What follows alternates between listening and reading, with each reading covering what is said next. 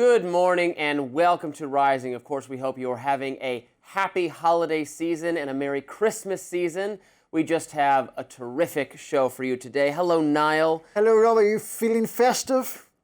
You know it. I'm the most You're festive Mr. man Festive. there. They call me Mr. Grinch, Well, unfortunately. we have all the accoutrements, so We've had we're good. for a while now. We have. Poinsettia plants. I like these Christmas trees. I got a little tree up in my apartment that has been decorated, but there's a light on the tree that won't light on one side, so Santa had to come from his workshop and fix it, by which I mean a run to CVS and a restringing of said lights. I know your great hero, Rand Paul, always likes Festivus and the airing of grievances, Yes. but you don't have a Festivus poll, Shay, Soave? I air my grievances on a daily basis with those around me and with our viewers, and so I think people are well aware of the things that annoy me in life. Get the grievances out early. Yes. Anyway, it's good to be with you.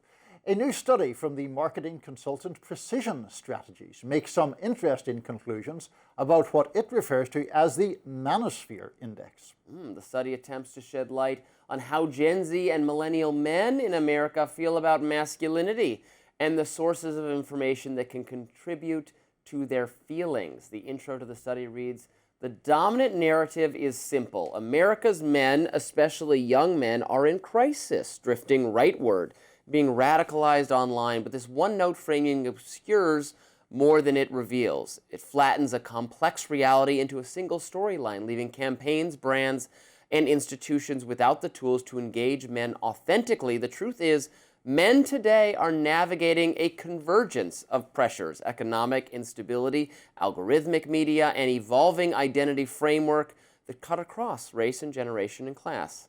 One of the primary focuses of the survey is YouTube. The study's authors argue that website has become so influential that it's now functioning similar to primetime television for Gen Z men. And they say there's a correlation between the amount of time spent on YouTube and how controversial the content they consume is. Quote, "Nearly 9 in 10 men, or 86%, use YouTube at some point during the week, and almost 60 are heavy users, spending 6 or more hours on the platform. What was once a video site now operates as a hybrid space, part news source, part classroom, part entertainment hub, and part cultural stage. It has effectively replaced the traditional primetime model for men, becoming a place where information, commentary, entertainment, and identity collide. A majority of men, 57%, agreed that, quote, the content recommended to them gets more and more controversial over time.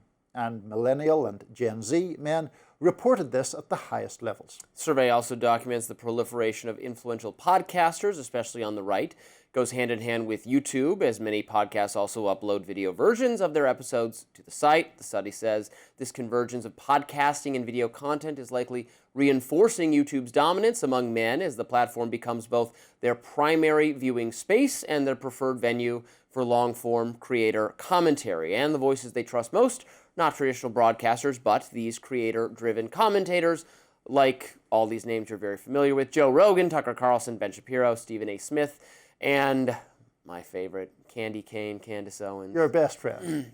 You always love a bit of Candace on YouTube or elsewhere. I mean, this is obviously true. I say it over and over again. YouTube has won. YouTube is the model of the future. That's true for women too, but it's more pronounced for men for a variety of reasons. Yes, our audience, we know from the analytics, skews very male. I think YouTube is a great thing. That's just why we're a YouTube-focused product, where Rising historically became big, was from the YouTube version of the product. It mirrors I'm a middle-aged male, you're a middle-aged male. I think you're unfair in your age, and you're describing yourself that way makes me feel quite elderly. I'm an old man, and you're ancient. Yes, I too watch. I don't watch like an unhealthy amount of YouTube, but I listen to audiobooks when I'm at the gym. Yeah. But if I'm between books, as I am now, I finished what I was listening to, and I haven't picked my next book yet. So then, while I'm at the gym, I want to watch. I want to listen to like entertainment commentary or like movie review commentary or video, TV reviews.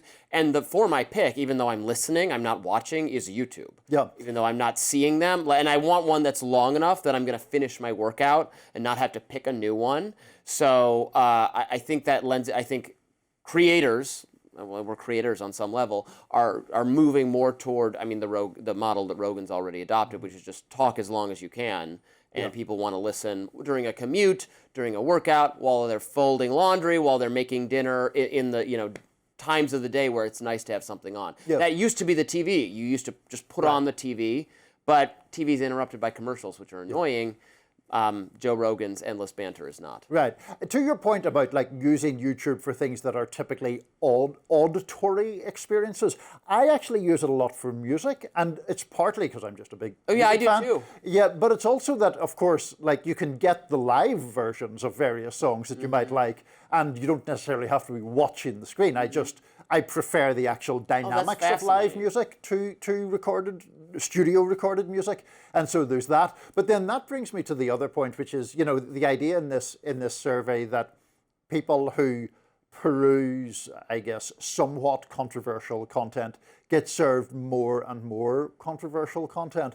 I would just really like to sort of scrutinize the specifics of that, because is it just like if I go and listen to Bruce Springsteen, who I know you dislike, but that's neither here nor there, and then I get served more Bruce Springsteen videos or people of that musical ilk. So is it simply that that's what the algorithm does? To suggest that people who like these quasi-controversial political commentators get served more of them suggests a sinister influence, whereas it may just be a neutral, here's some more of what you like. So this idea has been debunked in the past. What the idea is that, no, you're searching for Bruce Springsteen, but then eventually they'll give you some video about how Bruce Springsteen has gone woke, and then a video about wokeness, and then a video about Alex Jones. Like, that's what they're saying. Yeah. But of course, that does happen, but the more likely thing is that you're watching a video about Bruce Springsteen going woke, and then it just gives you, like, it goes the other way too. Right. Yeah. So the idea that it's always just further radicalizing you. I mean, there's controversial content out there because we're living through more controversial political times. Right. The actions that the government under Donald Trump is taking are controversial, whether you like them or not. So there is edgier and more nastier and more. I mean, the political conversations do in some level match the times we're living through. Right? Well, that's certainly true, but there does seem to be an increase, particularly among young men, of sort of isolation, dissatisfaction, alienation, and I've aged out of that generation a long time ago. I'm not sure what that is primarily caused by, but obviously a lot of life has moved at least into online spaces, and from my 51-year-old perspective, I do wonder if the lack of in-person interaction is part of that. Well, the funny thing, and when we talk about social media and the harms to young people, it is actually more of a harm to female issue, because a lot of men play tons of video games. And video games, while maybe not a sufficient replacement for in-person interaction or sports or doing something physical, video games do have both a literary component if you're playing narrative games and a social component if you're playing these collaborative games that so many people are. And it is healthier in some, like learning, like not learning, but we're not going to be very young kids, but problem solving in a group, which is a social and useful skill. Yeah, are you a big gaming guy, by the way? I am thought to be, but I really am not. I'm a fan of Nintendo, and I have a Switch and a Switch 2, and I play the new Nintendo games that come out, the new Mario and Zelda games, but I'm not like an expert in gaming culture. I don't play a lot of the online collaborative. I don't play any of those, but I play a lot of Mario Kart and Smash Brothers and Mario Party and the new Zelda games, and I'm huge fans of those. Learn something every day. That's great.